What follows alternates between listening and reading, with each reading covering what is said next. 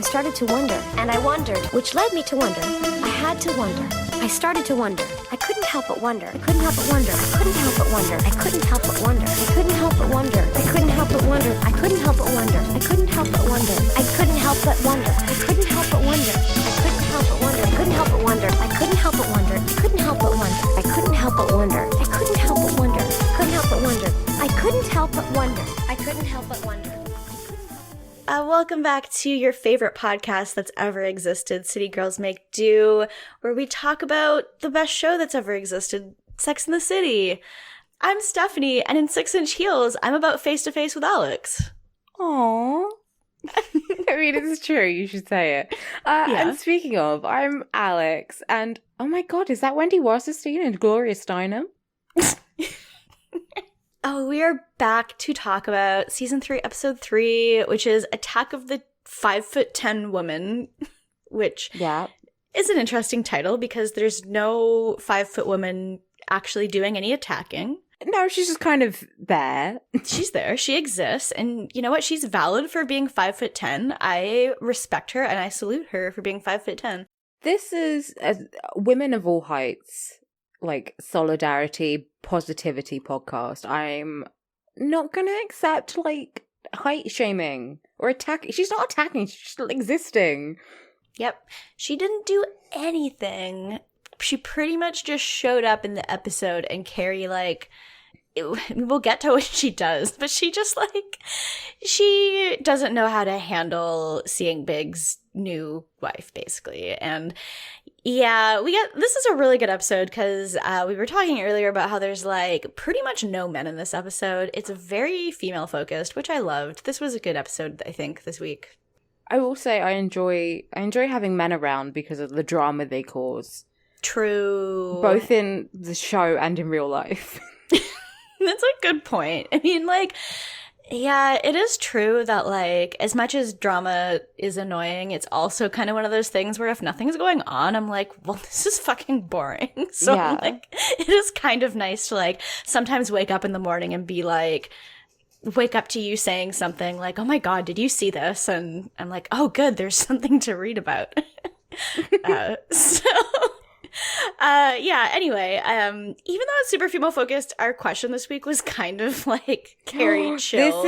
Oh my god, this is the most I don't want to say offensive because I feel like that's kind of being stuff that there's actual offensive things in the world, but yeah, I mean, she did once ask if there was a caste system in dating, so I feel like that was a more offensive question than this one. But it is a very internalized misogyny type question, kind of. So I mean, we'll get there, but I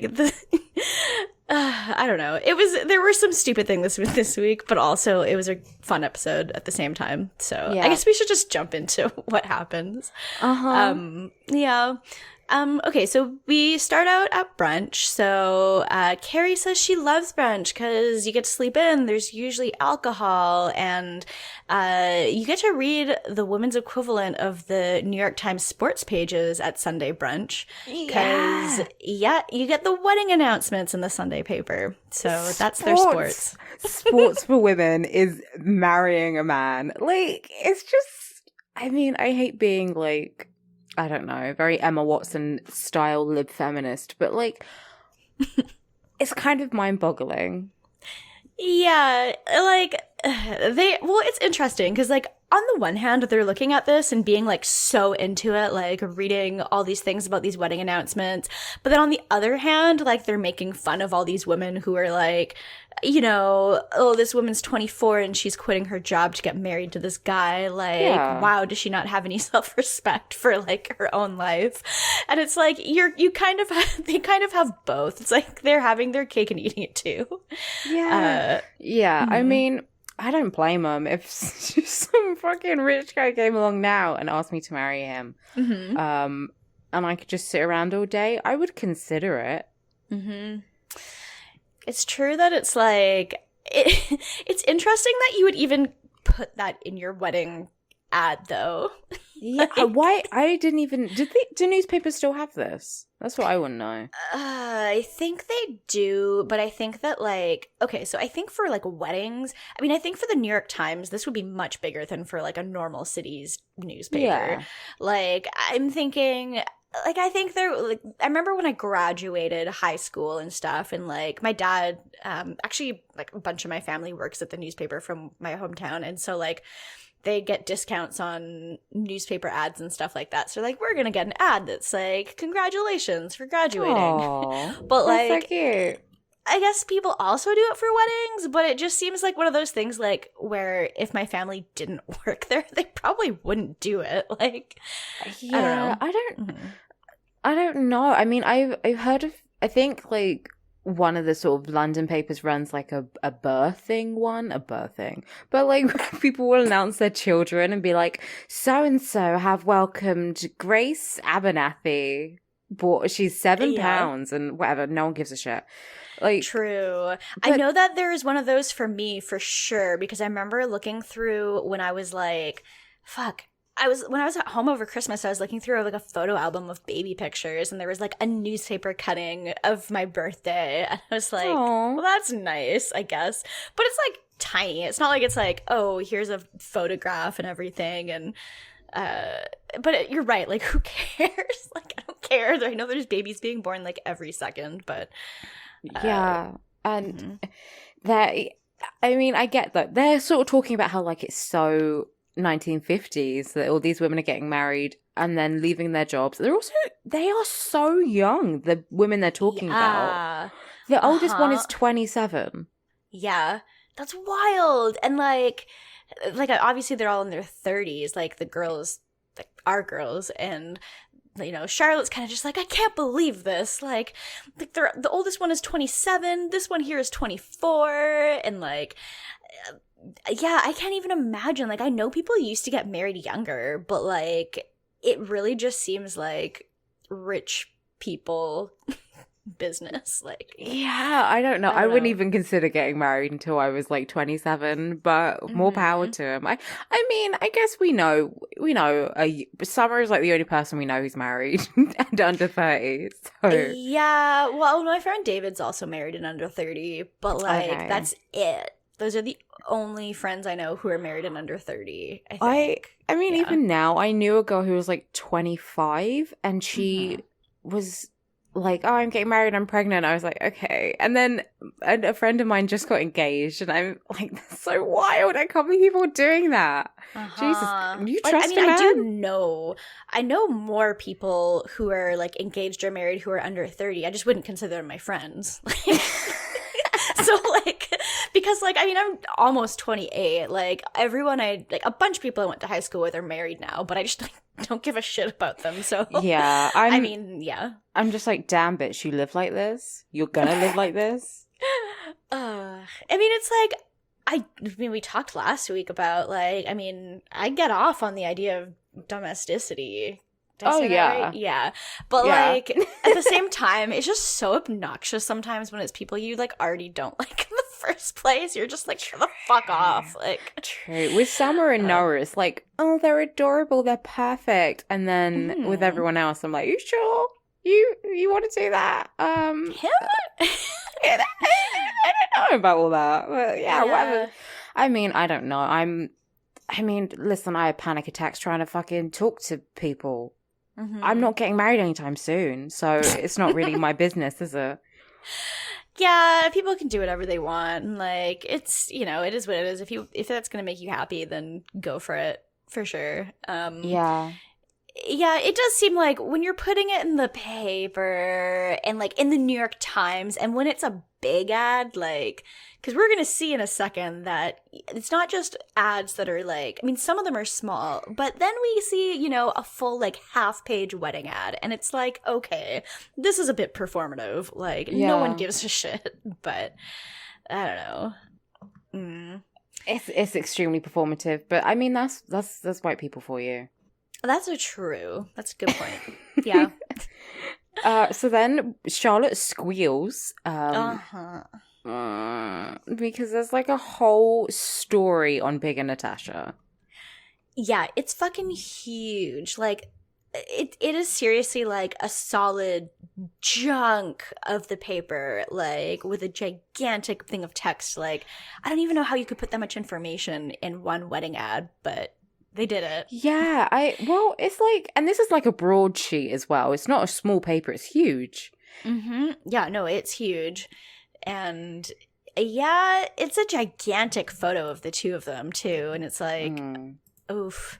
Yeah, she tries to kind of like hide it from Carrie and be like, "Oh, it's nothing." And then, you know, obviously they see it because she's being so obvious that she saw something. Like, and Carrie tries to play it cool because, you know, she knew this was happening. Like, Big had his wedding party. They had, like, she knew he was engaged. So this isn't a surprise or anything. But, like, you know, it's still hitting her pretty hard because she loved him. She loved it. She's kind of playing it off in front of everyone. Like, no, it's fine. It's fine. But then we see her in her apartment with Charlotte and... did you notice Carrie's wearing like two different prints which don't match? But I'm in love with this outfit. I didn't really look at her outfit in this scene. I remember being kind of like, like I don't think there was any. Well, okay, one of her outfits this episode kind of stood out to me, but this was not it. So yeah. Well, she had like blue, like a Dorothy kind of like gingham, but it was bigger, so it was a plaid trousers with ruffles on the side, and then like a purple and black like paisley shirt. It was a choice. Interesting. I didn't notice that, but that's a choice on her part. That's fashion, I guess. That's fashion, babes. Yep. And so, like, I guess Charlotte comes into the apartment to, like, I guess kind of try to keep Carrie company because, you know, she can tell Carrie's upset about it. And yeah, Charlotte's basically like, look, I know you're going to read the paper anyway, so let's just get it over with and do it now. Which, that's, I mean, maybe a good idea to do it with her. So yeah, and with a cocktail. And they're reading it together. Well, actually, Charlotte's reading it aloud and then Carrie's making comments. It's really good. It's good. Her martini and she's just mocking it the whole time. And, like, I don't blame her. I'd make fun of it, too. Like, it is pretty... pompous. It's obnoxious. Yeah, so it's, you know, they got married at her parents' place in the Hamptons and blah, blah, blah. And then Carrie's like, this all sounds like Natasha. I don't hear big in any of this. True. And she just straight up calls it bad journalism. Coming from her. Coming from the sex columnist. It's like, it's a fucking puff piece. Like, it's not like fucking, you know, breaking news or anything like that. I'm sorry, this isn't a war zone. It's a fucking rich woman's wedding, but yeah. Yeah, and I do love that they made fun of this part where they're, like, Charlotte says there were only 50 people because they wanted to keep it intimate, and Carrie's like, okay, so just your friends and close family and the entire New York Times. Yeah. Oh, it's so good. I love judging other people's weddings. True. I mean, I just love judging other people. Yeah. Period. I mean, it's the whole basis of the show, really, isn't it? Yeah. I mean, like, I would totally, if I was Carrie in this situation, this would be me right now. Like, I would be reading it and being like, oh, fuck off. Like, come on. And then we get to the sad part because Charlotte's reading it off and she had white gladioli tied together with a red ribbon, which I think is tacky. I hate red and white together. I think, what are you, fucking Santa Claus? It's disgusting. I hate when people have red as their accent color for their wedding. I hate it. Anyway, and then she walked down the aisle to When a Man Loves a Woman. On the saxophone, which, I mean, that's a sexy instrument. On the saxophone, maybe it was, maybe Bill Clinton was there. Possibly. Yeah. It's a very interesting choice of an instrument to walk down the aisle to. I mean, I love a saxophone, but... It's so sexual. It's a violin. A viola. You want strings. You want strings or woodwind. You don't want to... Is it a saxophone? What is saxophone? I don't know. I mean, it's sexy, but you don't want your wedding to be sexy if it's just like your family there. I don't know. No. But yeah, like this is the part where Carrie realizes, because before she said, "Oh, it's all Natasha. All I'm hearing is Natasha." But you know, the song, that's big. Like when a man loves a woman, that's big. And then then she starts to get upset, and you know, Charlotte's like, you know, he wasn't the right guy for you, so you know, he wasn't right for you. And Carrie's like, well, it's not that. It's just like, you know, she doesn't feel like she's ever the right one, you know, like she's just this sex columnist. It's not any one thing. And she feels pretty down on herself about it. Because, I mean, I feel similar. I mean, basically Big said he didn't want any of this stuff with Carrie, and then suddenly he wants it with someone else. So it's so I mean, as much as we shit on Carrie, I cannot deny this is just horrible. This is so unfair. Yeah, it sucks. And you know, she kind of lets out a good cry about it, and it's like, you're valid. You are allowed to feel this way. Yeah, and she's like, I'm next to, what did she say? She says, I'm the sex column next to the penile implants. Yeah, she does say that. Which is interesting. I can relate to Carrie, you know, but this is just such a stupid fucking question. Yeah. She, like, I feel like she's valid for this part of the episode, but later on when it becomes more personal with Natasha, I'm kind of like, I get that you're feeling kind of, you know, I get where she's coming from. Yeah. But at the same time, I'm like, okay, you do need to be a little bit mature about it. So. So moving on, then we get Magda, supporting character. Yes, Miranda has a new cleaning lady, a new housekeeper. I really loved this plot. Like, finally we got blessed with a Steve-less episode. Oh, it's so nice. There's no Steve. And this is I just think this plot is funny. Like, I don't know. It's one of my favorite Miranda plots in the whole series. Yeah, because it's so stupid. Yeah. So, yeah, we meet Magda, who's her new cleaning lady, and she's just, like, she's being a bit judgy. She's trying judgy, a bit like underhanded judginess, you know?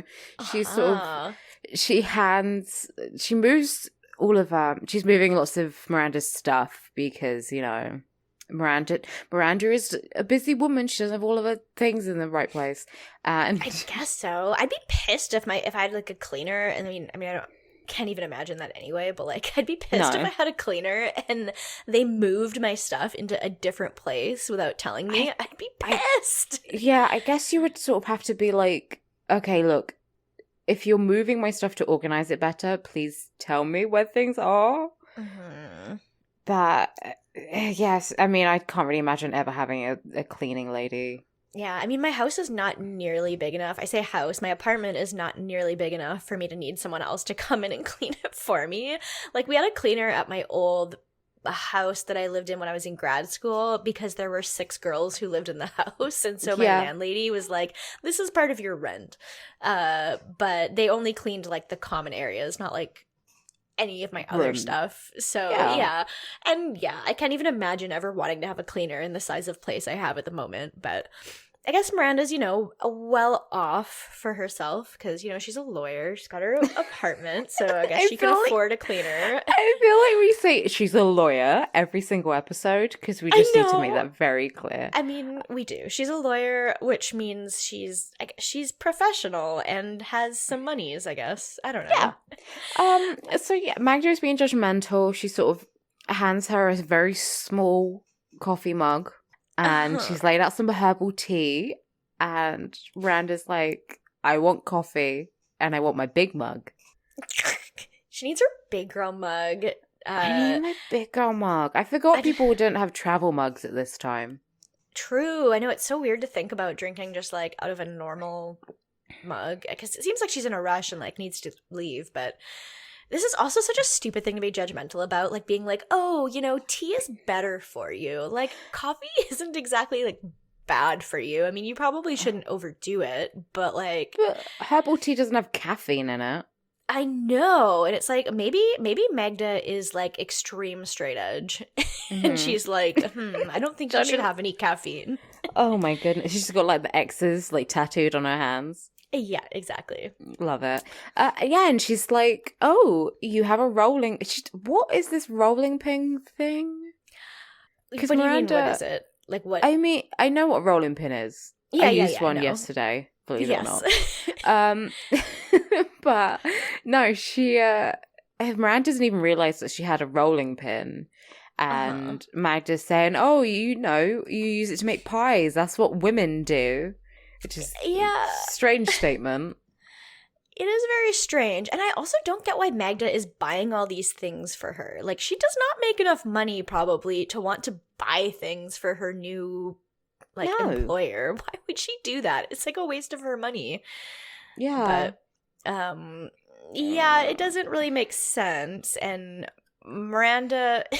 we get a scene where Miranda, like, talks to Carrie and is like, do you own a rolling pin? Which is interesting. Like, why would you ask Carrie this? You already know she doesn't. Carrie strikes me as the type of woman who cannot even cook. No. Well, Carrie says that she uses her oven for storage. Yeah. So, I feel like there's a middle ground between Magda and Carrie. Like, I feel like there's a middle ground where you know, might have a rolling pin because you bake sometimes, but you don't think it's the only thing women should do.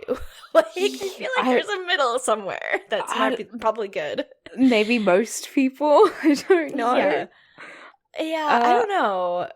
It's a normal thing to own. I do have a rolling pin, but I don't really think women need to be baking pies all the time. I don't even like pie. I don't like pies. I'm sorry. I'm just gonna buy a pie if I want one. I mean, I've baked a pie before, but like, if the time I use rolling pins the most are like if I make gingerbread men or something like that. Yeah, make gingerbread men, roll them out. I most recently used a rolling pin to roll out some dough. My mother and I made bao, which was really delicious. Yeah. Oh, that sounds so good. We had it with some vegetarian like duck. Ooh. And then it was real good. And some gyoza and some edamame. It was... I'm hungry. Anyway, so yeah, I feel like everyone should make steam buns. I feel like everyone, you know, it's good to, you know, cook or bake every once in a while, but it doesn't mean you need a rolling pin, I guess, but it's good to have. It's good to have. It's good to... You can use a wine bowl. That's true. You could do that too. So yeah. But yeah, she does ask Carrie this when they are shopping for... I don't know why they're shopping. Because that's what women be shopping. And so, yeah, she's asking Carrie this. And this is the strangest segment. Okay, so Carrie goes into the changing rooms to, you know, try on her clothing. And then she's like, oh, I need another size. But while she's in there, Miranda spots Natasha just out and about. Mm-hmm. It's a small city. It's New York, famously small city. I mean, they don't venture anywhere. They're like primarily in Manhattan. They don't go to the Bronx or Queens or anything, do they? Oh, they would never. They would. No. They're always in Manhattan. Yeah. So, and unfortunately, Miranda tries to stop her, but Carrie comes out for some reason in her underwear. Yeah, she's like, I mean, she's not naked, but she's got like a bra and underwear on, and that's it. And she's got a dress in her hands that she's using to kind of cover herself up with. But it's like, why are you walking out of the change room like this? Like, especially if you're so embarrassed to be, I mean, all right, they're in a changing room, and it's not even like one of those ones where it's like behind a door and it's like segmented off from the main store. It's just in a little like alcove. Yep. And so what's she going to do? She's going to step out and go to the rack and pick out a different size? Was that her plan? I was wondering about that. I have no idea. She had to come out for some reason. I mean, they had to make it as embarrassing as possible, I guess. Yeah. But like, it makes no sense whatsoever. It makes no sense. You would just hand it to Miranda and say, can you get this in a size whatever? Or you just put your clothes back on. Or if you're like, okay, I mean, I don't want to say Carrie's dumb, but it's like, sometimes if you're not sure what size you're going to be, you take more than one size to try it on, especially if it's like only one item. Like if you're trying on like 10 things, you don't want to have a million things in the change room, but like Just bring more than one but size like, with say I'm picking out a dress and I go, this looks a little bit small. I'll get a size up just to be sure. Exactly. Yeah. But this is dumb bitch juice. Dumb bitch overdose. She's supposed to be an expert shopper, so I don't know how she doesn't know this, but... Unless she's just walking around New York boutiques with her fucking arse out. Mood. But yeah, of course she sees Natasha, like, the second she walks out. Natasha's got this, like, white dress on, and Carrie's just like, oh, I'm naked. But, well, she doesn't say that, but she's like, oh, hi, Natasha, and they start talking. Like, they've met each other once. I'm surprised Natasha wasn't like, who? Who? Yeah, and she's well, there's a lot of physical comedy from Carrie with this. Like, she's covering herself up with the dress. It's stupid. Yeah. It's so dumb. I hate this fucking scene. But Natasha is being really polite, and Carrie is like, "Oh, congrats on the wedding," like through gritted teeth. Natasha is just talking. She's like, "Oh, there's a woman in arts luncheon that I'm the chairman of, or something." Yeah, like she's planning it or something, which is why she's getting a dress. She's like 22. Yeah, something like that. How is she planning shit? I'm too busy having mental breakdowns to plan a fucking luncheon. I mean, same. But she's and she's picking out a dress for it, and Carrie's like, "Oh yeah, I go to that every year. You know, I'm a writer, so I'm a woman in the arts." I'm like, I guess. Yeah, sure. And Natasha's like, "That's super great. I can't wait to see you." And she walks over, and she's a gigantic woman. Yeah, this is where the episode title comes from, because Carrie says, like, or her voiceover says, Mrs. Big, all 5'10" of her. Well, so I guess she's 5'10". Well, yeah, she's statuesque. She's gorgeous. I'm struggling with this because the title makes it sound like it would be another one. Do you remember the second episode we did that was about like models? Yeah. I thought it would be like that, but it's not. Yeah, I wasn't sure what it was going to be about until we got to this scene, and it made it sound like Natasha was going to be very unpleasant to Carrie, that she was going to like lord it over her.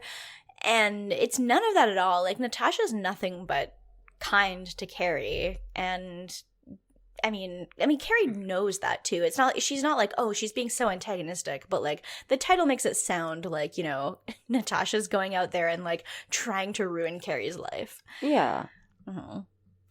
And then Maya, where are we next? Oh yeah, she's calling Samantha, and Samantha is plucking her eyebrows in this like mirror. She looks great.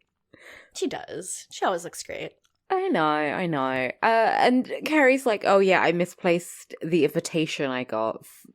I think she's trying to get Samantha to, like get her an invitation. I don't know, because Samantha knows everybody.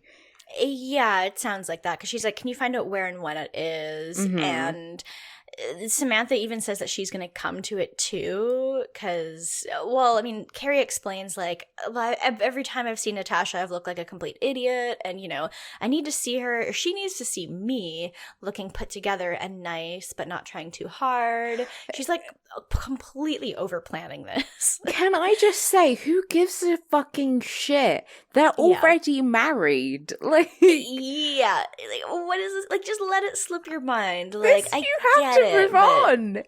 Yeah. It's just, I would understand if it was something where you just go and, you know, you want her to see that you're, you know, a composed woman or something. But the amount of investment Carrie puts into this, like time and money-wise, is just so ridiculous that it's like, Carrie, you need to realize that, like, this is not the hill you should die on. Like, oh, she easily spent like $1,000 buying an outfit for this. Yeah. They are married, Carrie. They're married. Yeah. And, like, Samantha's just like, well, what? Like, are you trying to make Big jealous? And Carrie's like, it's not about Big. You know, like, Big's not even going to be there. It's about Natasha. I want her to think that, a lie. It's about, like, obviously it's about Big. Like, it's about Big because it's about Natasha. And she doesn't care about Natasha aside from in the context of Big. So it makes no sense. And then Sam says that she's coming too, and Carrie's just like, oh, well, so what, now you support the women in the arts? And Samantha says, I support you, and these bitches need to be put in their place, which I was like, aw.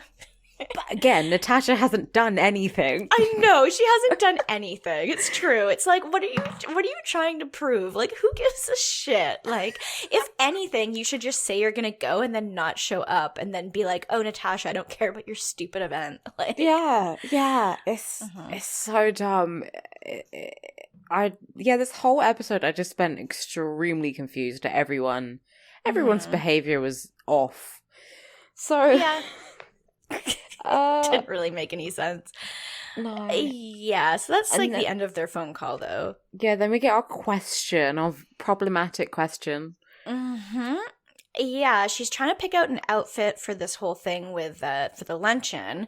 Yeah. And she's just feeling nothing's good enough, you know? Like, she's looked at every single episode, or she's looked at every single outfit she could possibly wear. And, you know, nothing works because she's just never going to feel good enough next to Natasha. And so her question is, are there women in New York just there to make us feel bad about ourselves? No. This is the most self-centered thing. I love it. Do you know, this is why I say I'm a Carrie, because my like self-centered nature mixed with my insecurities smashed headfirst into each other like fucking protons and create a black hole that is my personality. Like, oh my god. You know, that sort of like very specific mindset of, oh, everyone is trying to set me personally up for failure. Yeah. Like, no, Carrie, no one cares about you that much.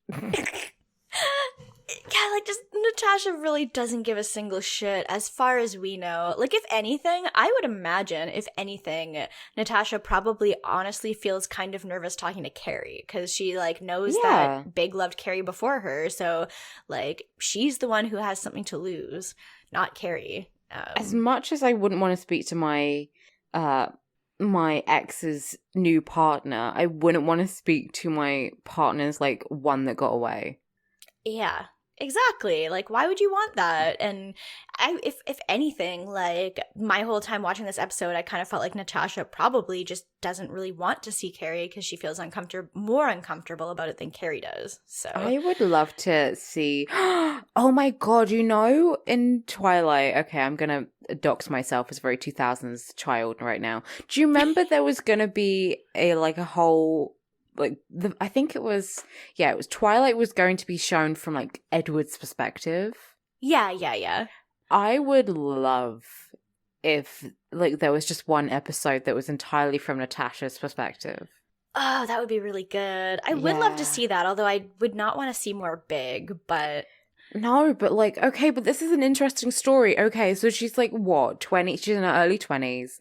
And she meets an older man. She gets married to him very quickly, and now, you know, and then she keeps running into his ex-partner, his ex-girlfriend who broke up with him, or I guess, no, she did break up with him, like, just before the two of them met. And, like, how intimidating, and, like, I feel like Natasha's relationship with Big is a whole thing because he is, like, 20 years older than her. It's true. Like, he's basically twice her age. And, I mean, also the thing about Natasha is that Carrie is a solid maybe not a whole 10 years older than her, but, you know, she's older than her. She's more experienced. Like, she probably feels intimidated by Carrie as a person, too. It's like, Carrie, I mean, I would imagine Natasha maybe has her own insecurities because she might not think of herself as particularly creative or, like... You know, because she's not. She just kind of exists within the world. She's pretty and dull. And then that's a whole other facet of someone's personality. She's not a manic pixie dream girl. She's very boring. Yeah. She pretty much is like, I mean, she's like written that way on purpose to be kind of like a contrast to Carrie, I guess, where Carrie's supposed to be the one who's interesting and, you know, different and not just her best quality isn't that she's, you know, like in her early 20s. No, exactly. And I don't know. I'm kind of, maybe just because I'm feeling very fragile in my early 20s, that I want to have this perspective of someone who is in their early 20s. Yeah, I'd be interested in seeing that. Because I feel like there's so much more that we don't see than what we see from Carrie's perspective on this. So. Yeah. Especially as we go through season 3, like, with some of the stuff that's coming up. So yeah, if this was a bit more like Girls, I think we would get a Natasha episode if this was Girls. And that's the only credit I'm giving fucking Lena Dunham in my entire only life. thing you get. Yeah. That's the only thing you're getting. We would have a Natasha episode, and that's it. Everything else is trash. I don't want to talk about her. I'd love it if Sex and the City really tried to do anything like that, where they try to do an episode that focuses on, like, just different characters with, like, the main girls just not in it for once. That'd be kind of cool to see. It would. Yeah. Moving on, though, we go back to Miranda and Magda, our two M's. And this was great. Do you have a goodie drawer? Kind of. There's not that much in it. I mean, I have a nightstand that has, like, a couple things in it, but that's it. Yeah. Do you have a goodie drawer? I have my condoms in my underwear drawer, my chest of drawers. Because I don't really ever use them. I just have, like, a big pack of condoms, which I haven't really used since I bought them, and it feels kind of like a shame. They're good to have. Yeah. I'm sure they're probably past their sell-by date, so someone write in and tell me what I should do with them. Just donate them to someone you don't like very much. I don't know. It's a bit evil. It is a bit evil. I guess it depends on how much you don't like them, but I don't know. That is mean, but yeah. But I would just feel weirded out if anyone was like, "Here, do you want my condoms?" Like, do you want my condoms? No one's trying to fuck me. God. Just start singing "Nobody" by Mitski. God. And throw condoms at people and be like, "I've been big and small. I'm big and small, and big and small again." And still, nobody wants me. I think that would be a real winner. I can't figure out why someone doesn't want to have sex with me. I'm just a barrel of laughs. The thing is, you just need to do that, and then someone will be like, "Wow, that's really good."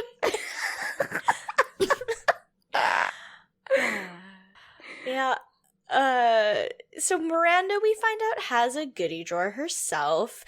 So Magda's in her room while Miranda's, like, getting ready for work or something, and God, so Magda's still bringing her shit she doesn't need. She, like, got her some, I guess, just hand cloths for her bathroom, and Miranda's like, "Oh, thanks, I guess." And then, Magda goes to put some stuff away, and she's about to open Miranda's cupboard, and Miranda's just like, "No, not that one." And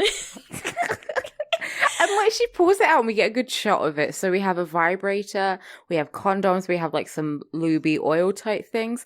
And my favorite is the Cumrag. Yeah, that's... Okay, Miranda, like, just keep a box of tissues by your bed or something. Like, that's disgusting. Well, maybe she cares about the planet, Stephanie.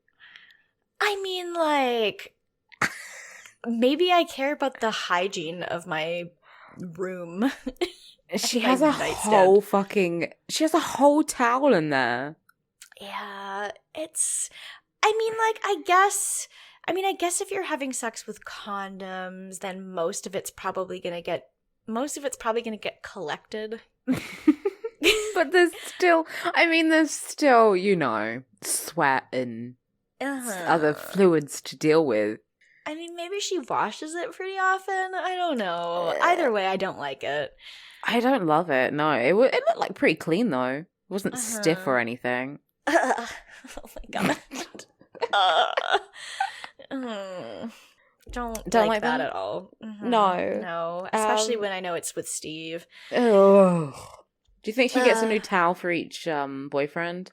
Could you imagine if she didn't? Like, just like, "Here, wipe yourself down," and they're like, "This is just stiff with someone else's cum on it." Oh my god, she just goes to IKEA and buys them in bulk. Oh, God. I'd love to take that to like a DNA sampler and be like, put this under the microscope. Oh my god. Have you? No, I'm not gonna. Ugh. I'm You're not gonna say what? it. Say Okay. it. I can always edit it out. Okay, so there's two things of internet legend. Mhm. One was someone, I think this is both on Reddit, so that would tell you about it. Reddit or 4chan, you know, the hell of the internet. Oh, yeah. So one of them was like someone had essentially their cumrag and it was like left in a corner of a damp room and it had allegedly grown mushrooms. Oh my God. And then the other one was, have you seen the jar of like, it's like a jar of cum and there's a My Little Pony doll in it? No. But I can imagine that it would exist. I'm sure there's more than one of these. Oh, it was such a big jar. That's the issue.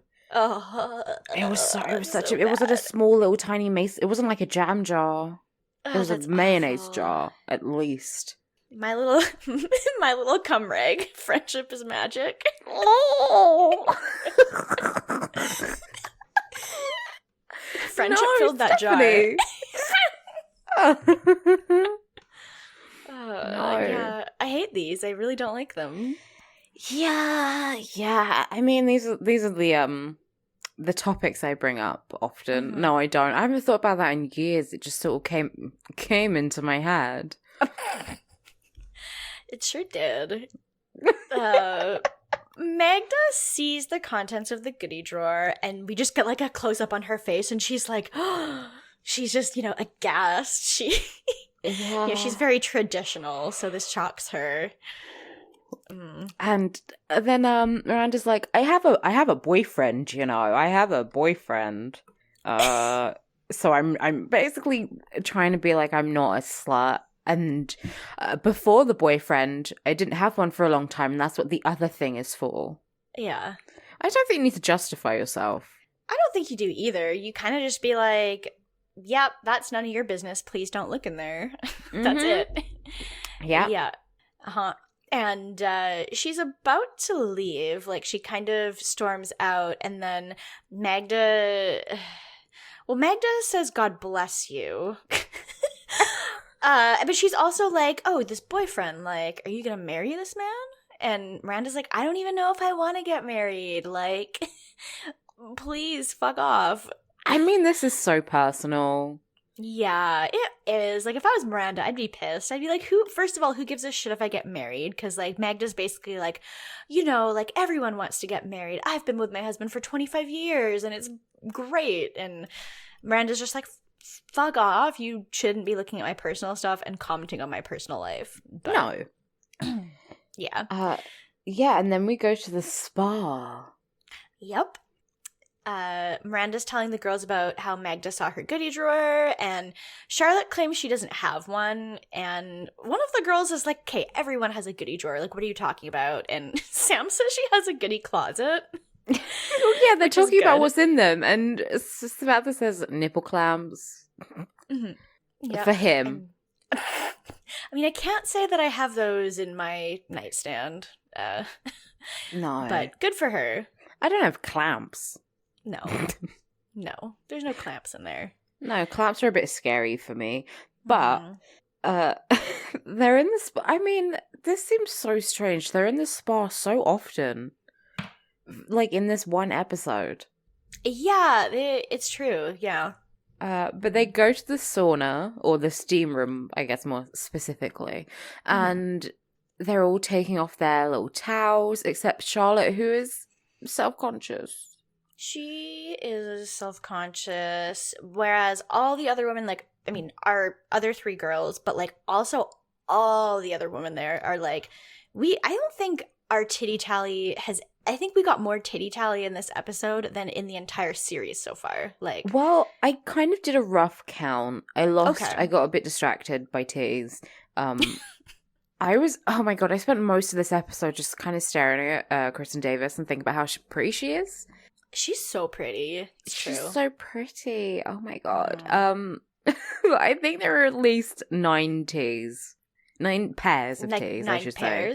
Yep. Yep. And we got 9 pairs of titty, or, well, I didn't count them, but like, yeah, so that many titties. And then we also got multiple bushes, which was like, yeah, it's nice to see a bush on TV. Like, it's nice to see that represented. I think it's very like feminine. I think it's nice.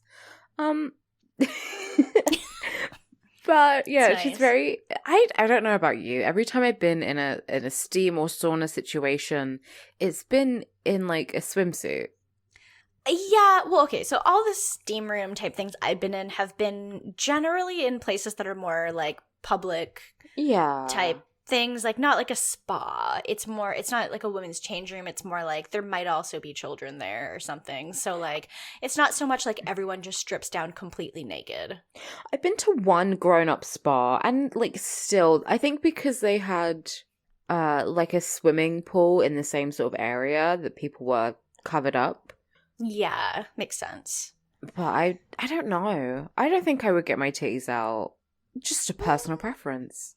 I feel like I probably would, just because I'm like, hey, I got nice tits, and you should Good for you. You should see them. Well, they're not doing it to show them, but No, but like if it's something you're Yeah. confident and happy with, then that's cool. Like everyone has their thing. True.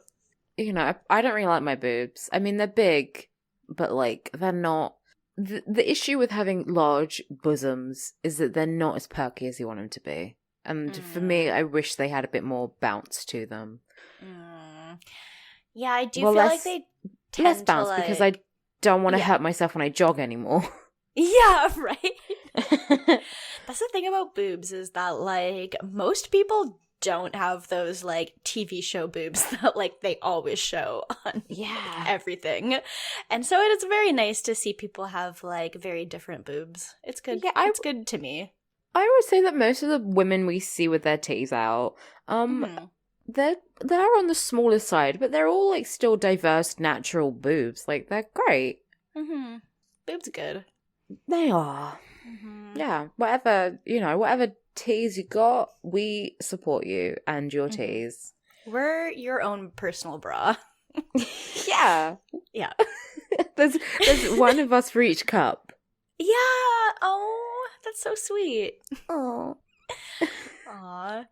And Charlotte is very self-conscious, and the other girls have just taken their towels off, so they're comfortable with it. But Charlotte's like clearly pretty uncomfortable, and she decides that she wants to leave. Like she kind of gets out and says she's not in the mood for it, and Carrie chases after her and asks her what's up, like what's she feeling, and Charlotte says she's just not comfortable being naked in public because, she didn't grow up in a naked house, which I don't think most people grew up in a naked house, but... No, I don't want to know what no, I mean, my dad said that my grandmother used to walk around naked, which I don't like the sound of that. I mean, okay. People do, they have those parents where, like, they walk around naked, like, the kids walk around naked, and... I don't think it's weird. I mean, I do think it's weird. I don't think it's gross. Yeah, no, it's one of those things that I'm just like, I don't really want to be just naked around other people. And even like when I'm in my house alone, like sometimes I'll be like, okay, I don't really feel like wearing pants, but I'm not usually just going to like be fully naked in my house or anything like that, even when I'm alone. So... No. I mean, maybe if I was like you and I lived alone, but I've got to think about other people going to sit where I'm sitting, so don't want to sully it. Yeah, even living alone, it's like sometimes, I guess, but usually it's just more comfortable to have clothes on. Yeah. I don't know. But, yeah. But there's a woman behind them who is exposed, and Charlotte's like, she lived in a naked house. Right? Yeah, because she's like, I mean, she's exposed, but she's very much just like, she's thriving in it. She's comfortable. Like, she's lifting her arms up and she's full on tits out. Like, and I mean, this is a locker room situation. Like, it's not, I've been in plenty of changing rooms where someone's been nude and it's, you might have a little blush. I remember, like, as a teenager, I would always be like, oh my God. But now it's not that big of a deal. Oh, for sure. Yeah. I remember totally the same thing, like, when I was a teen, because you'd be like, why are these, like, why are there people in here who just don't give a single shit? And now I'm like, no, I get it. Like, I understand. Like, literally, no one cares is the thing. So, yeah. Mm-hmm. And Charlotte saying she hates her thighs. And yeah. I mean, if you hate your thighs, there's no reason to get your boobs out. That's a good point. It has nothing to do with that. I get that she's self-conscious and has insecurities. Like, even though she is this, like, a beautiful woman, it's like, I get it. But, me too. Mm-hmm. So Sam is enjoying her complimentary lemon and cucumber water, as we all do when we're at a spa. Mm-hmm. When this is so weird. Okay, so a woman comes up to her and is like, "Oh, I just had a good massage. Kevin goes down on you." Yeah. Samantha had just also had a massage and she didn't have that happen. She's like, what? And then, like, Carrie's voiceover is like, Samantha didn't need to pay for someone to go down on her. And then Kevin walks out and, I don't know, I guess he's, like, muscular? I don't know. Yeah, he's supposed to be cute, I guess. He's fine. Yeah, he looks normal. I don't know if I'm paying him for all that. But he comes out and then Carrie's voiceover says, "Oh, well, I can't even remember. It's something like about making an exception. All I remember is Samantha. It was just like, well, you can never have too many massages." No. And Samantha makes a little face to the camera like, "Oh, I'm going to get my pussy ate." I mean, like, it is nice to know that you're going to get your pussy ate. So, yeah, that's valid. And then, yeah, I mean, that's true. And a bona fide confirmed pussy eating experience is it's nice to have in the books. Mm-hmm, true, to, like, know that it's confirmed, and yeah, that's good. Confirmed. I penciled you in for a pussy eating. Uh-huh. Yeah, she books her appointment right then and there. Yeah. She's got an appointment with Kevin. Kevin. Kevin does not sound like the name of a person who's gonna eat your pussy. I'm sorry, but I mean, Kevin will, but I don't mean Kevin's not like a man who's attached to like. Kevin is not the name of a hot guy. No, Kevin is the name of your friend's older brother. Like, I don't know. Oh my god, but yeah, Kevin, or it's like your teacher's real name. Ugh. And then we get Miranda. Miranda's getting into bed alone because, like, I guess Steve's not free that night. So she's going to do the next best thing.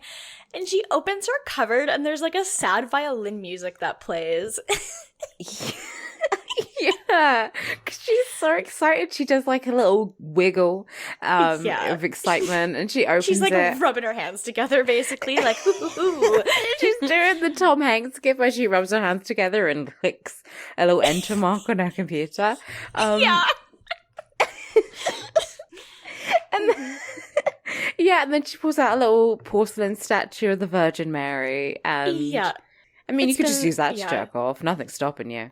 True, she could use that. I mean, I'm guessing this Virgin Mary probably doesn't vibrate, but well, it was like those statues of the Virgin Mary that cry blood. This one vibrates. Oh. I mean, that would be an interesting. I'm sure there's a market for that. But... Oh yeah, have you never seen there's a Jesus? I think there's like a crucifix dildo if you want to live out your exorcist fantasies. I mean, you gotta get the demons out of there. So I gotta exercise my pussy. It's full of demons. Mine is. Do you know what? I actually probably could do with an exorcism on my fucking pussy. Yeah, it might help me. I'm pretty sure there's a demon living inside of it. There probably is. You just need to get a good priest who's willing to do that.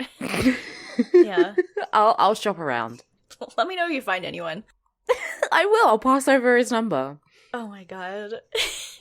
I'm sure that's gotta be like, I feel like Nathan For You could do like an episode on that. Like, I mean, I know he had like the ghost realtor where they had like an exorcism for the house, but like he could be like, well, you've got troubles down there, get your pussy exorcised. That's the plan. So yeah, and then, I mean, it's a pretty quick scene. We go back to Charlotte, and and Carrie, and they're at a cafe. Oh my god, Carrie is so fucking obnoxious during this scene. She really is, yeah. So first of all, she orders a cafe au lait. Like, bitch, it's coffee with milk. I was like, I don't even know what the fuck this is, but okay. Like, oh, we can speak French too. I took French. Oh, cafe au lait. Cafe I was au thinking lait. like, I was thinking olay, like, you know, ole, Oh. ole, like. Ole, ole, ole. Yeah. Yeah, no. Cafe Aulait. Yeah. It's just, and then she has like a Manolo Blahnik bag full of new shoes, which she takes off the shoes she was wearing and puts on the new ones in an eating establishment. Yeah, this is grounds for being banned. Like, if this restaurant was a Discord server, I would kick her from it. She would be banned. This isn't even a kick. This is a straight up ban. You cannot take your shoes off when people are eating with a bare foot. Yeah. And put on new shoes. No. Yeah, no, she should know better than this. This is her second big, what the fuck are you doing, Carrie, in a place of business in this entire episode. Yeah. Oh my god. Maybe that's her fetish. Maybe she likes getting a kit off. Maybe. And she orders her drink, and then Charlotte orders some fruit, and Carrie kind of gives her shit because she's like, you come here to splurge on things, like they've got good desserts. And Charlotte says that fruit has a lot of carbs. It's fruit. And then yeah, you know, they're having this sort of, I mean, I think we've all had this conversation. We've had this conversation before in the show where they just don't like something about themselves and no one else can really see it. And, you know, it's all very stressful and sad. But yeah, I mean, that's existence, you know. That is just what womanhood. existing is like. Yeah. I can't remember how we get to this point, but eventually Charlotte gives Carrie like a very good pep talk. Yeah, she does. Well, they get there because Carrie talks about how her new shoes, she's going to wear them to the luncheon, because the heels put her face to face with Natasha, but only if Natasha's wearing flats. But why would Natasha wear flats? Why would she? I was watching this scene and it made me think about me planning like my Pokemon teams every week, where I'm just like, okay, if I put 200 EVs into my speed, then I can outspeed this unless it's scarfed. But why would they ever scarf that? And then it's like, no, she's not talking about Pokemon. She's just literally talking about seeing another human. Yeah. And yeah, that was what this scene made me think of. But yeah, Charlotte does give her a good pep talk because she's just like, look, you're stunning and beautiful and funny, and like you could just go dress like this and you would be fine, and you know, you'd look incredible. Yeah. And it's nice to hear that. Like, it's nice to hear Charlotte giving her these compliments and stuff, and I love to see it. I do too. And you know, Carrie says, well, if you can say all this to me, why can't you say it to yourself? True. And Charlotte kind of makes a face. Yeah. Yeah, Charlotte has a moment of enlightenment and she goes to the sauna and she gets her titties out. Yeah, she goes all the way back to the spa, which, like, okay, sure. You don't need to prove something to yourself. You can just live with it. Yeah. Yeah, there's like that full scene of her running to the sauna with her like boobs out, but she's got her hands over them, which I'm like, why didn't you just take your towel off in the sauna? But yeah. It's very strange. But it's adorable. And then speaking of the spa, do you want to talk about this? Because I sure don't. Yeah, I hated this. I really didn't like this. So Samantha has her appointment with Kevin, and long story short, the appointment's almost over, and he hasn't gone down on her, so she decides to, you know, take it into her own hands, and by that, I mean, she decides to grab his crotch to indicate that she's like, yeah, I'm interested in having you go down on me, I guess. And yeah, it's not a thing you should do. And, yeah, she's like, is this okay? Because, you know, the whole time he's massaging her, he's like, is this okay? You know, does this feel good? And it's, you know, it's not okay. You just grab someone's dick. No, there's never an excuse to grope someone. And it's very, very uncomfortable. And then immediately we see Samantha. Why am I getting confused with Miranda and Samantha for the first time in 33 episodes? But yeah. Samantha is at the front desk and she's being like scolded by, I guess, the owner of the spa. And it's very sort of the same, you know, excuses we've heard before of, oh, well, I was told he would go down on me. Yeah. Which, still, even if you were told that, he might not want to go down on you specifically. So maybe don't randomly grab a dude's dick. It's a bit much. Yeah, like, they basically say you're banned from coming back here because you can't molest these, like, just some person. And Samantha's like, well, it's not my fault because of this. And, you know, the woman is surprised to hear that Kevin's been going down on people because Samantha's like, that's why I booked the appointment in the first place. So, yeah, don't do that, Samantha. That's bad. It's not good. Mm-mm.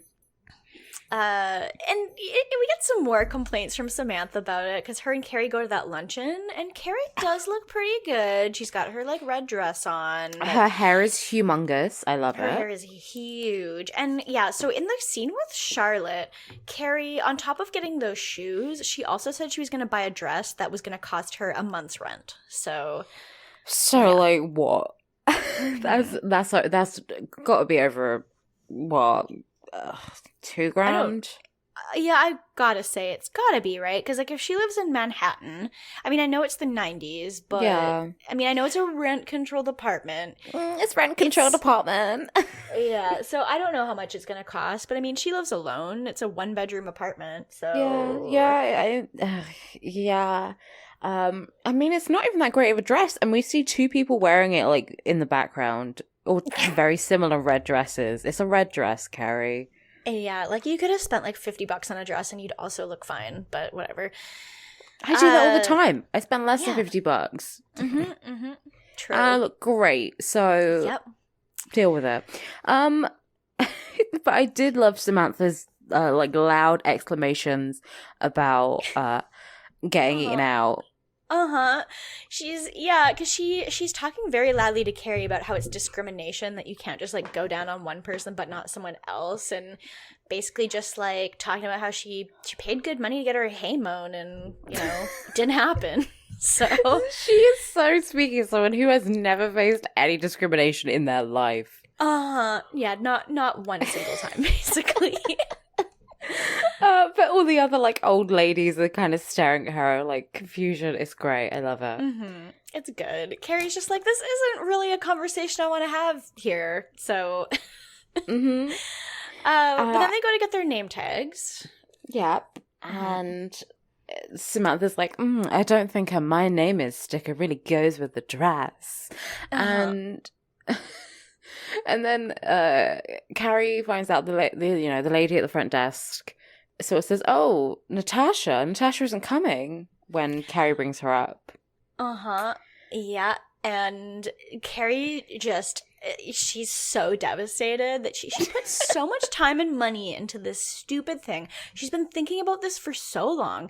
She's like emotionally, financially, and like she's invested in it in every single way. She's spiritually invested in it. Like at this point, like she's put so much into this, and now she's not even here.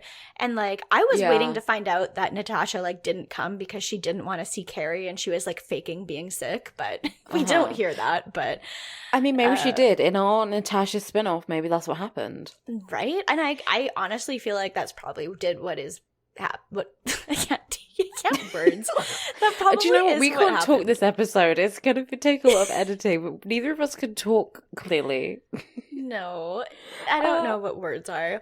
No. Yeah, she feels like an idiot. She spends so much money for nothing. Do you know what? If Carrie was smart, then she wouldn't have smoked in the dress and she would have kept the tags on.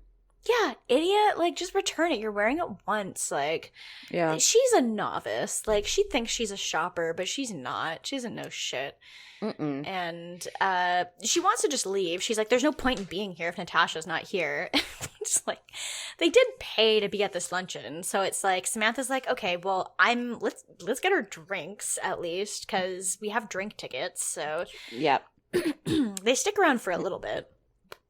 Uh-huh. Then we go back to Miranda, who confronts Magda. Yeah, I love that she's like, who is this? With the figurine, because she doesn't know who it is. I mean, to be fair, the first time I saw it, I thought it was maybe Jesus, because I didn't see it for like longer than a second or two.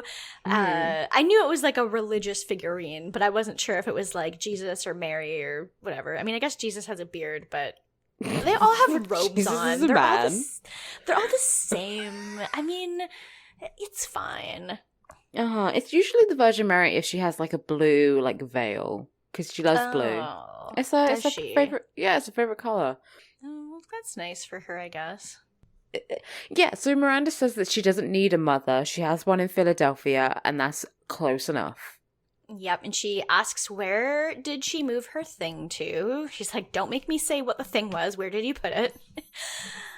It got moved, so she didn't throw it out or anything. Magda just moved it with the hairdryer in the bathroom. And then Magda tells her, no one will marry you if you have that, because it means that you don't need a man. And I just, what?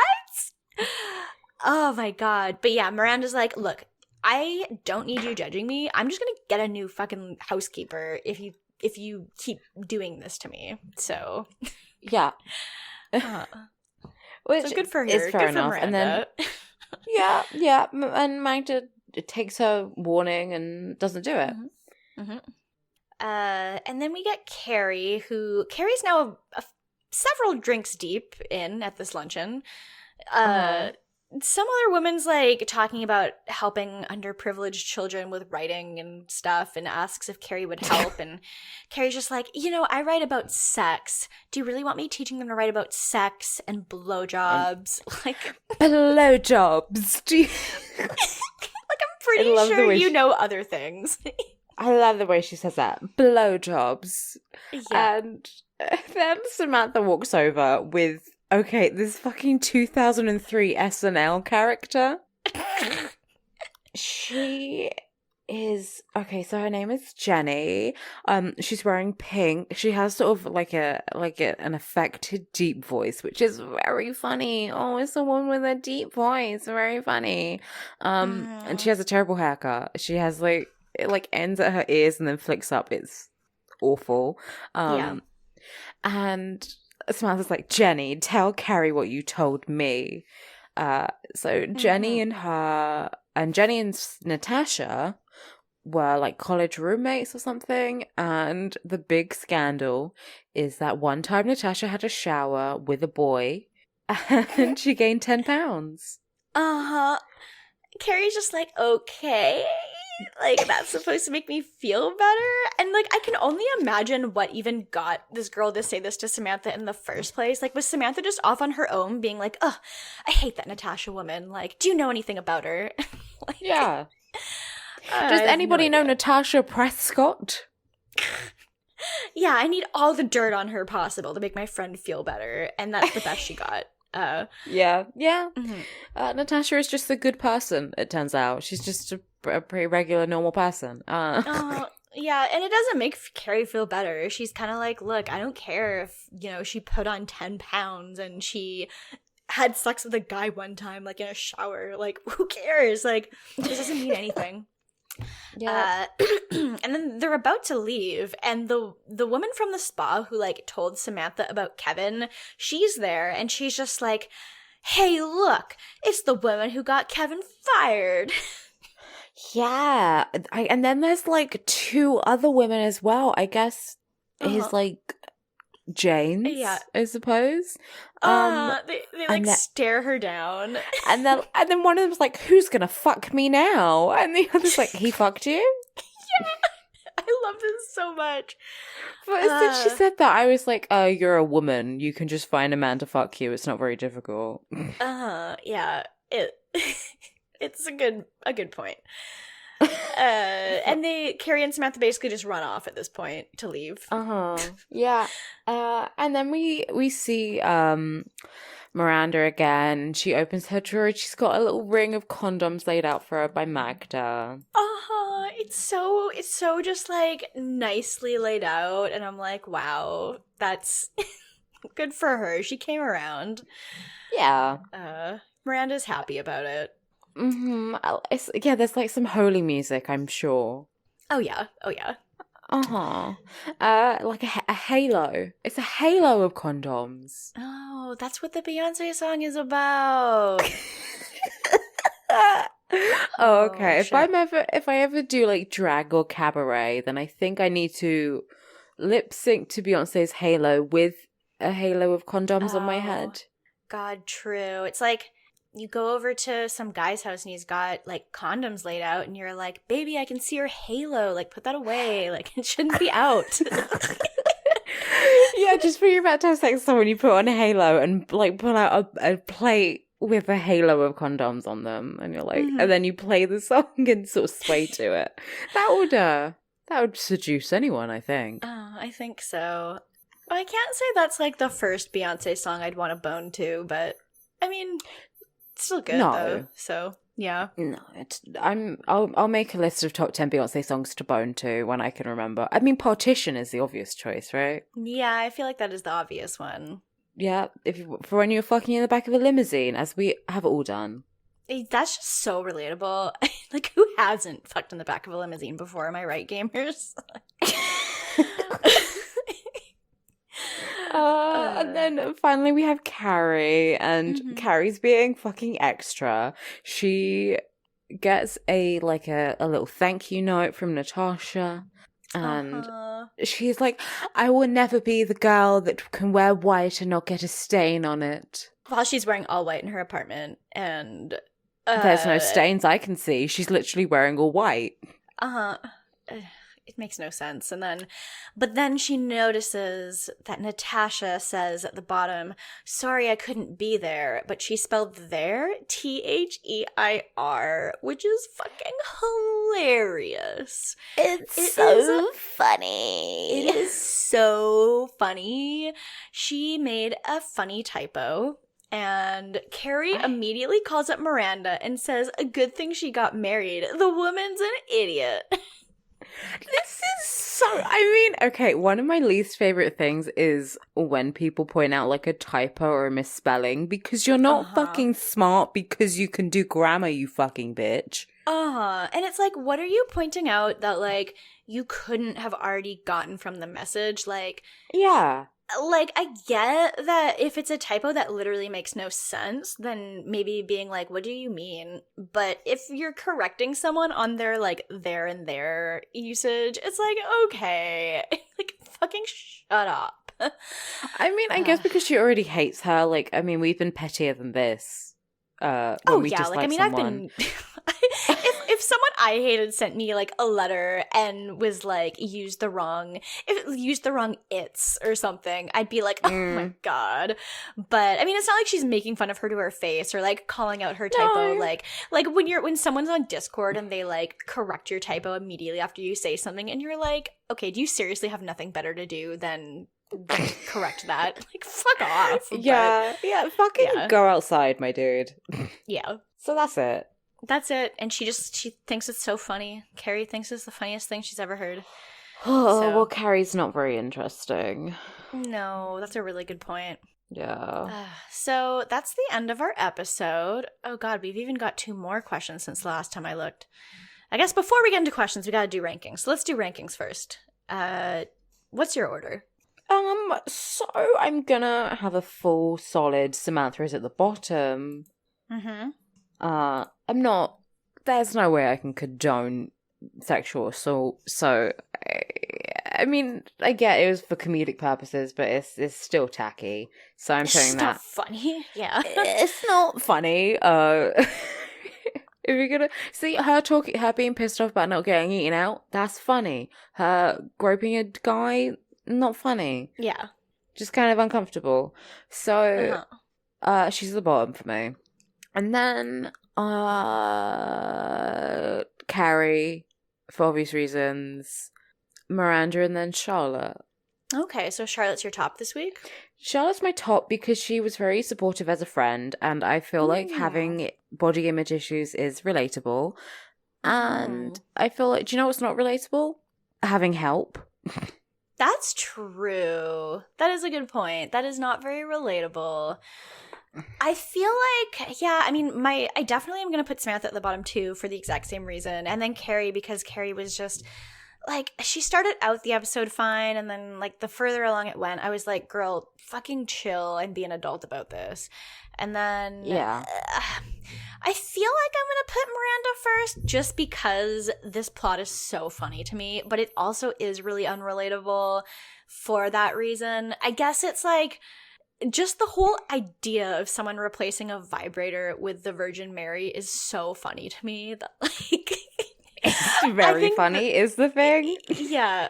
It wins out to me. Like, Charlotte was the most valid this episode, for sure. Like, she's definitely number one most valid. But Miranda's plot this episode was just so funny to me that, like, it's one of those plots I look back on this show and I'm like, yeah, this is one of the really standout episodes in terms of Miranda's plot for me. It's just so stupid, but it really is. Yeah. It's a very memorable, dare I say, iconic, yes, episode or plot at least.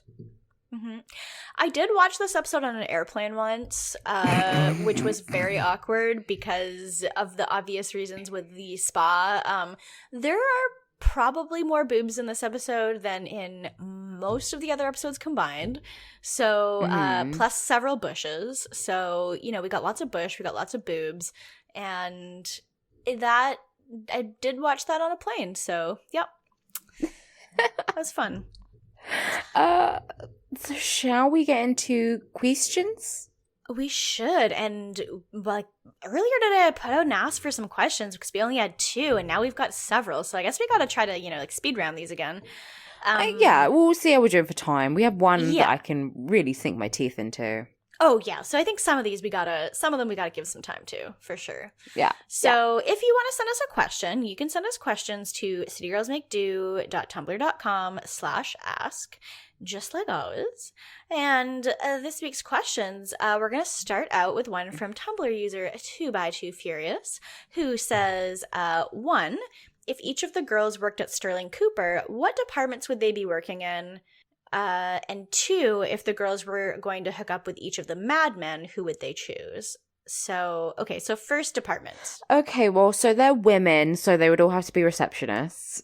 Yeah, I was kind of like, I don't really know what departments they have choices in, like. I guess Carrie would be like a copywriter like Peggy. God, she's not even like one iota of the intelligence that Peggy has, but... No, but she's a writer. She's a writer, so she has to. I feel like Samantha could do, like, what Joan does. Oh, my God. Joan is the Samantha of Mad Men. Yeah, pretty much. But, like, oh, my God, I love Joan so much. I really do love the Mad Men questions because I think Mad Men is, like, my Lost. Or Riverdale. That's really nice. Mad Men is my Dunkirk. That's really good. Charlotte doesn't work. Charlotte's married to someone who works at Sterling Cooper and comes in every once in a while, but, like, she doesn't work there. She's Alison Brie's character. She's married. That's what she just shows up in her little, like, fur coat. So who else? Oh, I think actually, I think Samantha Sorry, you cut out for a sec, what? Oh, I think actually Samantha would be in accounts. So she would do what, like, later series Joan does, is sort of take, like, out the like the head of the companies and stuff and show him a good time and probably fuck them. I like that. What about Miranda? And Miranda would just be like an accountant. She would, you know, something boring, something like not boring, but something practical and helpful. Yeah. Okay. That makes sense. So that's the first part. The second part, if the girls were going to hook up with each of the madmen, who would they choose? The titular madmen. So obviously, I mean, they're all going to go after Don. Oh, yeah. I don't know. I don't know who he would actually bang. Okay, I feel like Samantha goes for Roger because she likes an older man. But then she also likes a younger man. Yeah. She just likes men. True. I mean, she's not limited to one Mad Men. It's not like you get one. It's like you can get around. Yeah. So yeah, I don't feel like Carrie would go for a Roger. I feel like she might be a Don, but it wouldn't go anywhere. Don is her type, but she is not Don's type. Yeah, that makes sense. Like, Miranda would definitely go over someone who is, like, far worse than she is. I mean, I know all the Mad Men are, like, worse than her, but, like, I don't know. She would go for someone who's definitely, like, far lower on the totem pole than herself. Even for, like, being in the 60s, and women have, like, no status whatsoever. Like, yeah. I honestly feel like Charlotte would go on a date with Pete. We said that she would have married Pete, and Pete fucking sucks. So then they get a divorce, and then she marries Lane. Yeah. Lane is the Harry of the show. Because, no, is he the most conventionally attractive? No. Is he nice? Yeah. True. That's a really good point. I guess we should clarify that we mean Harry from Harry from Sex and the City, not Harry from Mad Men. No, Harry from Mad Men can die. Yeah. I fucking hate Harry. I feel like one of them, or maybe Charlotte will go out with Ken, because Ken is like the he's the okay wasp. He's lovely. Yeah, that totally makes sense. I feel like I can imagine Miranda being into Pete. I feel like Miranda could have a similar story to, like, Peggy, where it's kind of like you're you know, like, a very put together professional woman, but then, like, I mean, she does kind of just, like, have a baby unexpected, and then she has terrible taste in men. These men suck ass, and she deserves better. And who sucks ass more than Pete? So true. I was gonna say maybe Miranda and Stan. Who I don't know if you watched that late into the series, but Stan comes along, and I like Stan, and he's a bit witty, he's a bit dry, he's very thick. Which I think I know who that is. I haven't watched, like, the later seasons, but I think I know who you're talking about. Yeah, he's a thick boy, he's a sarcastic boy, and I could see him and Miranda getting along, because she's probably, in terms of personality, the most similar to Peggy. Oh yeah, for sure. I think they've got some similarities. So I think we've answered that pretty to the best of our abilities. Yep. Given that I haven't seen all of Mad Men, but you definitely have far more knowledge than I do. So I think I've seen it like twice. So I love me some nice. Mad Men. I've seen like the first 3.5 seasons. So I've seen like a good chunk of it. And I, like, know a lot of stuff that happens in, like, the later seasons of it and stuff. Like, I've been on Tumblr. I've seen the GIFs. I've been on Tumblr. I've seen the GIFs. Oh, yeah. I know about Buy the World of Coke. So thank you for that question. Our second question is from Tumblr user Mike Dawson, regular question asker, who says, are there any characters in this show who would not be guillotined when the revolution comes? No. Yeah, I mean, I guess it depends where you draw the line. Like, I mean, Charlotte for sure would be. None of them are, like, working class is the thing. None of them are billionaires. Well, Steve, yeah. Could we call him a class traitor for marrying into wealth? Maybe we could. Maybe we could call him that. Like, Steve, you call yourself self-made. Yeah, I don't know. I mean, we could say, like, oh, Stanford, but then no, he's a wasp. I mean, just because we like Stanford.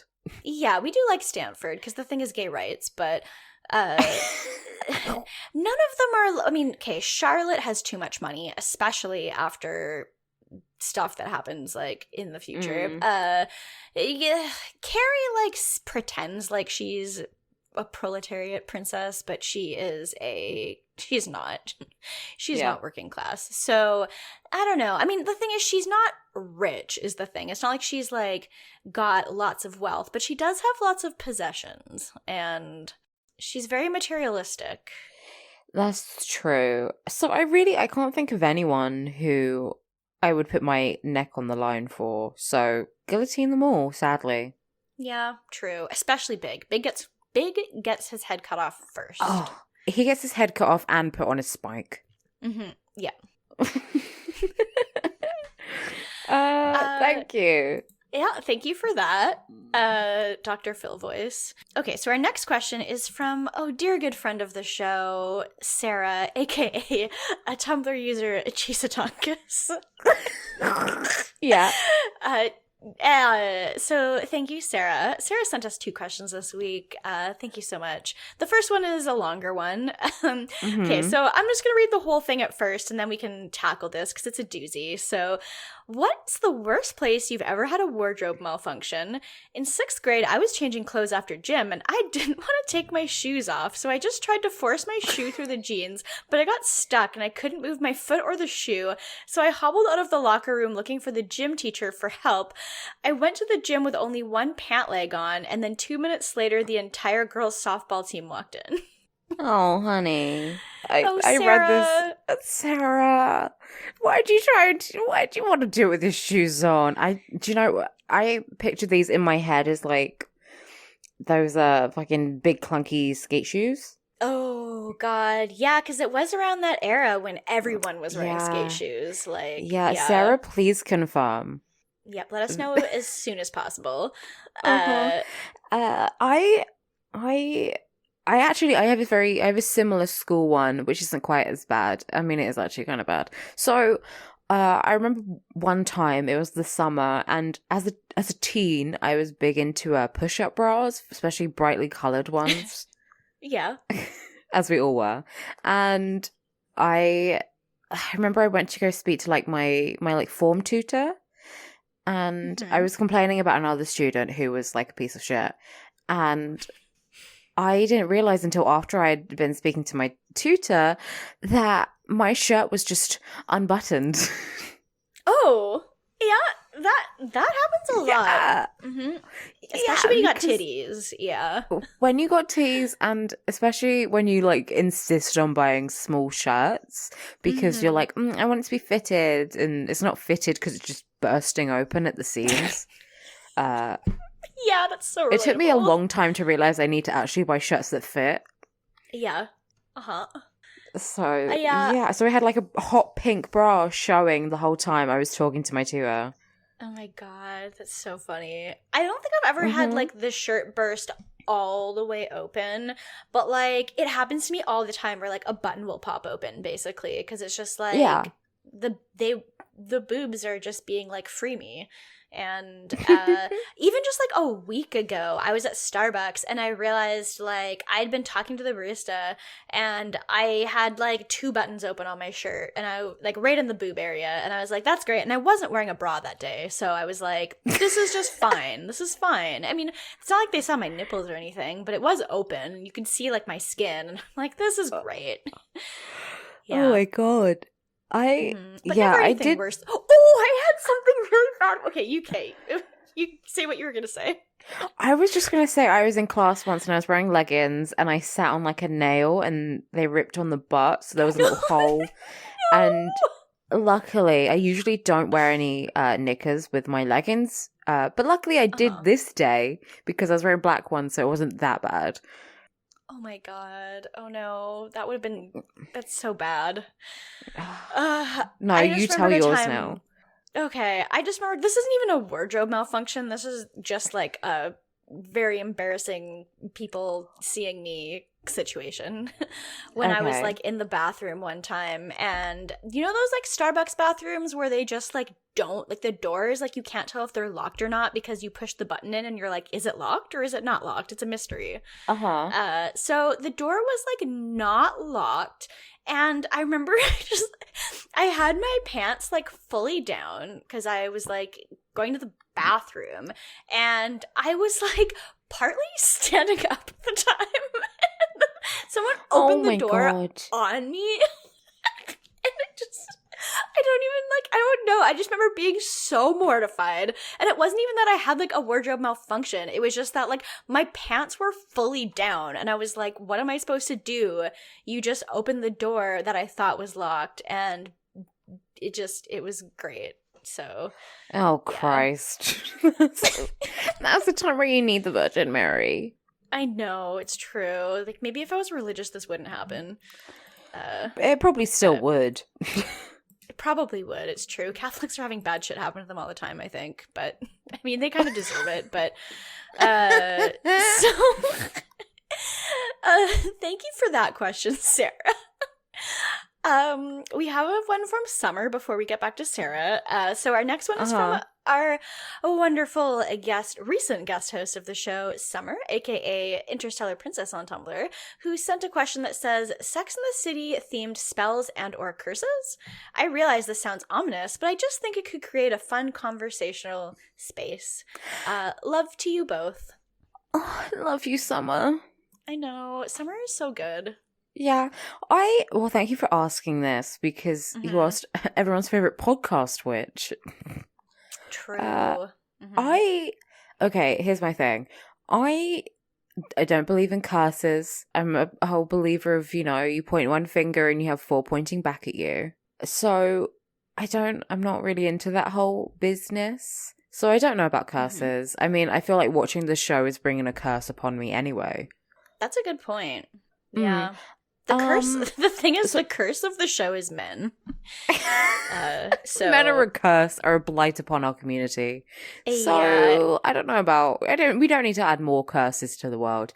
I would say, in terms of spells, maybe you could like throw a cosmopolitan into the bath, and then I don't know, make you sexy. What if there was a spell that just automatically gave you like the exact shoes you were imagining on your feet at that moment? Like, they would just appear on your feet. Yeah, that'd be kind of cool. I feel like Sabrina did that a lot, didn't she? She would like the original Sabrina. She would like I guess like click her fingers and then she would have a different outfit on. I love Sabrina. That was so good. I definitely just because obviously, you know how everyone gets Melissa Joan Hart and what is the other person, Alicia Silverstone, mixed up. I definitely had a moment there where I was thinking for a sec of Alicia Silverstone in Clueless, where she has like the computer that like puts all the outfits together, and I always wanted that so bad. I would love to have that. Just like, even in this episode, Carrie talks about how she's like, I envisioned every possible combination of episode or of clothing I could put on. Every possible combination of like shirts and pants and dresses and shoes. Yeah. And I was like, this is why you need that thing from Clueless. And it just says match. Oh my God. Yes. So good. I mean, that's the ideal technology. I have no idea why that was even in the film, because it's good is why. I don't know. Like, you watch it, it's the like opening bit, and you're like, okay, is she gonna have like some other stupid rich people gadgets? And she doesn't. She's just a regular rich person. Yeah, it's so weird. She needs a computer to tell her to match her yellow plaid with her yellow plaid. So I mean, she? I know Cher isn't stupid. She's just a bit dim. But like, yellow goes with yellow. What else are you gonna wear yellow plaid with? Let's be real here.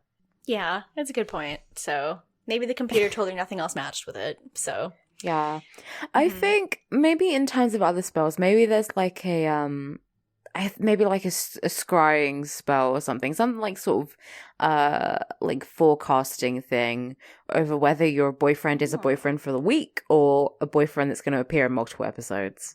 Ooh, that's interesting. Like a season-long boyfriend, or I like that. Yeah, this is much less ominous than it could have been, because instead of doing curses, it's just yeah, we're good witches. You know, if this is if we were in Sabrina, then we'd be good witches. We wouldn't be bad witches. I mean, we just look bad because we only wear black. I mean, we look badass. I think that's all I can think of right now. Yeah, I think so too. So thank you, Summer, for the wonderful question. I like questions that make me kind of think a little bit about stuff. Unlike those other questions that are not intellectual at all. Just kidding. They all make me think. Unfortunately. Sometimes I wish I wasn't thinking about the things. Yeah, same. I wish my brain would stop. I wish she would be quiet. Yeah, it'd be nice. Next question is from Sarah again. So, this isn't even really a question. Sarah just says, so she says, tall women are a blessing to this universe, and I don't really have much else to say. As a 6'6" turbo bitch, I'm excited to hear an episode all about me. I wish this was all about 6'6" turbo bitches. It's not, unfortunately. I know. But, I'm so sorry to let you down, Sarah. But I'm so proud of you for being a 6'6" turbo bitch, because that rules. And God, we really need more tall women. I mean, I say this as a woman who's like not even 5 feet tall. So, yeah. We need more Amazons. We need more tall women. I love me a tall woman. Yeah, tall women rule. Tall women of all varieties, because I feel like lots of people are like, oh, I just want a tall woman to step on me. And I'm like, I mean, yeah, that's true, same. But also, there's like really soft tall women and like, yeah, it's like, there are short women who can good. step on your neck. Like, you just need to get down on the floor first. There's women of all heights and of all amounts of stepping on you that, like, there's a full spectrum. Can I get some love for all the average heighted bitches out there? Oh, hell yeah. You sure fucking can. You can get some love. I was applying for some, like, modeling agency, and it said statistics, and you had to be over 5'9". And I was like, Kate Moss is 5'7", you fucking bitch. Oh my God. I applied That's anyway, so but I sad. haven't heard anything back, so I'm too short. Oh, I mean, I'm too short to be a flight attendant, so yeah. Well, we know you're gotta going to fit on the plane. Why do you need to be tall? You gotta help people put their luggage like in the carry-on things. So, yeah, you gotta be tall enough to be able to do that, I guess. So That's Yeah. stupid. I know, and I'm too short to go into space. Like everything is just it's a disaster for me in terms of my air travel autonomy. So Yeah, I mean, I will say flight attendant rules are the dumbest things ever. yeah, true, because they are very appearance based a lot of the time, which is like For what? Like, what? I've never been on a plane. Like, damn, I wish that flight attendant was wearing more lipstick. I can't concentrate. And it's like in Canada, it's like, what am I gonna do? Change to the other one airline we have? Like, I don't got options. Like, it's not gonna make a difference. What am I going to do? Get off the plane because her eyeshadow isn't nice enough? Shut up. So stupid. It's stupid. There's no hope for women. Anyway. There's none. There's no hope for women. It's so sad.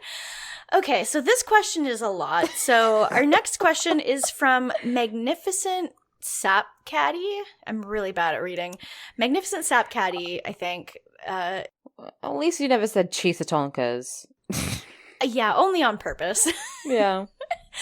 Okay, so this question says, you know how St. Lawrence was allegedly roasted to death on a spit by cannibals, and now he's the patron saint of chefs and cooking. If the main characters were canonized by the Catholic Church, what would they be the saints of based off of the worst thing that's happened to them? Well, I've got to say, I would love to be spit roasted to death. It depends for me. I don't know. It depends who's doing the spit roasting, but we've already spoken about that. Yeah. I would say I would love to be eaten as well. Not that way. Anyway, the worst thing that's ever happened to them. I mean, bad things do genuinely happen to the girls. I guess we could make up, like, ironic deaths for them. True. I mean, so Carrie could be the patron saint of piss. Like, she could drowned.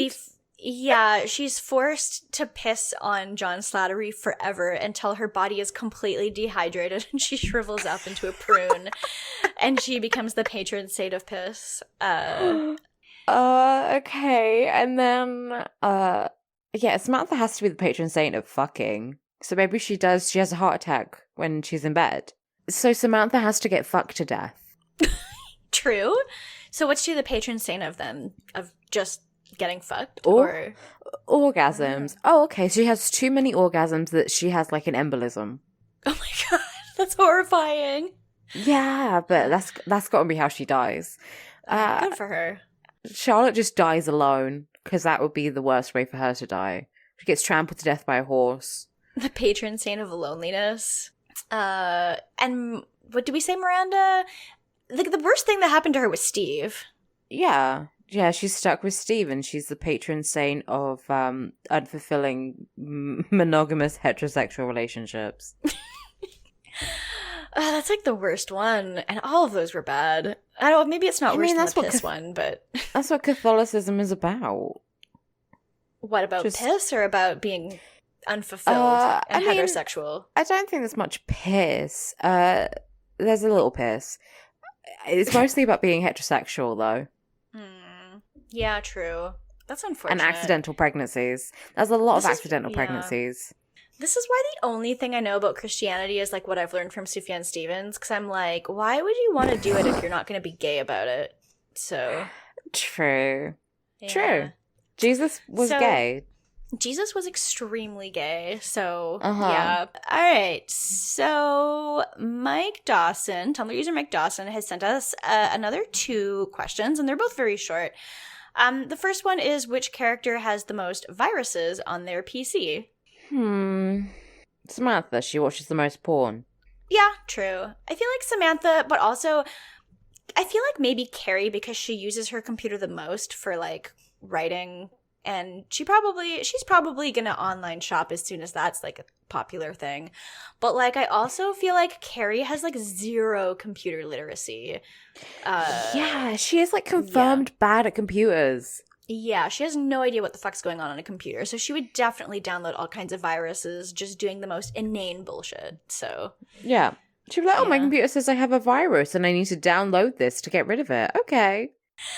Carrie's a fucking idiot. So yeah. And then the other question is follow-up. Did any of them have Bonzi Buddy downloaded? I don't know what this is. Bonzi Buddy. Yeah. So it was like, you know, that little paperclip thing? Yeah.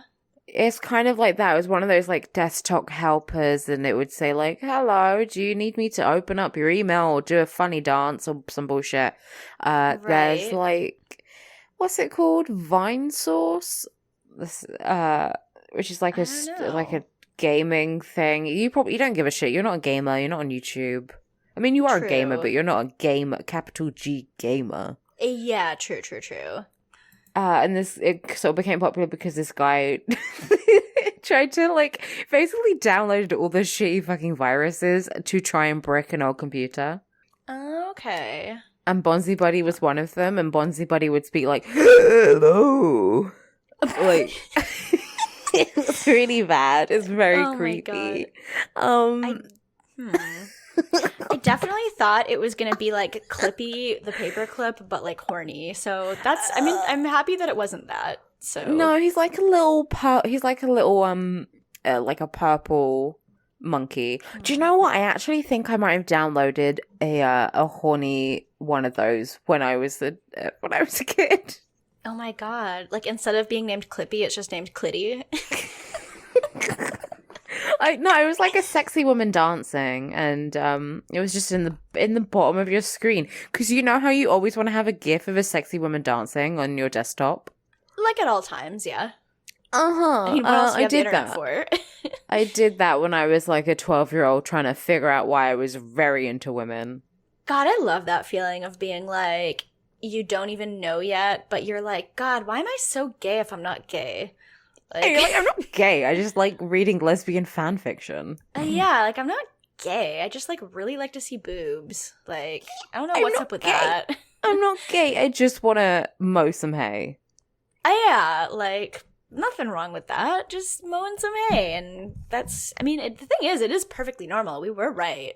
It just true. We were just wrong about the part about being gay. Yeah, it's good. Turns out we are. Good. We realized things. We grew up and we realized. So, yeah. Realize. Yep. Oh, yep. And the real lies are that you're straight. Yeah, if you're straight, then why the fuck are you listening to our podcast? Get the fuck out of here. Get off my lawn. No straight people allowed. No, this is heterophobic. Please leave. Mm-hmm. What if that guy who was in the bar, who I'm imagining is like very straight. In my mind, he looks like a cowboy. Do you think he still listens to us? If he does, please write in. Yeah, I'd love to know more about ask. You can send anonymous Tumblr asks. Let us know if you're listening to us. What's up? Howdy. If there are any straight men listening to this, please let us know. Right? My own boyfriend, you're on thin fucking ice. For being a straight man. Should we sign out? We should sign out. We should wrap this up. So you can find me on Twitter at Age of Oddish. You can find me on Tumblr at Windfall Island. Where can we find you, Alex? You can find me on Tumblr at Dork Phoenix. You probably know that I'm on Henry Kissinger's Pokemon Going to Die. And if you're a Patreon subscriber, then you should have a little bonus episode featuring me coming soon. Oh, I'm a Patreon subscriber. That means I'm gonna get it. Hell yeah. You're gonna get it as soon as someone fucking uploads it for me. So nice. Anyway, it's already done. Nice. Oh, hell yeah. and I should be on fear baiting. I don't know. It won't be by the time this comes out, but it'll probably be the day after. Oh, hell yeah. That rules. Podcasting.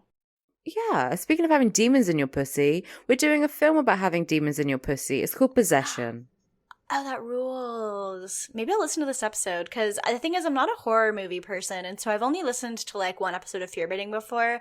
But the thing is, you're great, and Sarah's great, so... And demons and pussies are great, so... I mean, they're not great, but like, it's interesting to me, so... It's one of my favorite films, and it's a very interesting film. It's a very strange film. It's very intense, and yeah, there's she fucks a demon in it. That rules. We are all fuck demons. I mean, if you've ever fucked a man before, am I right, gamers?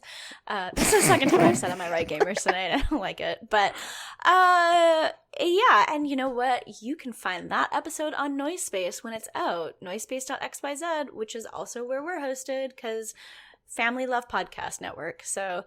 Yeah, go check us out there. Check us out on Tumblr, citygirlsmakedo.tumblr.com. We're at citygirlsmakedo on Twitter. You know where we are. You've been listening for a long time. So, I guess that's it for tonight. Yeah. Mohe every day. Mohe every day, bitches. So long and good night. I just did an actual salute. No one could see me, but I did a salute.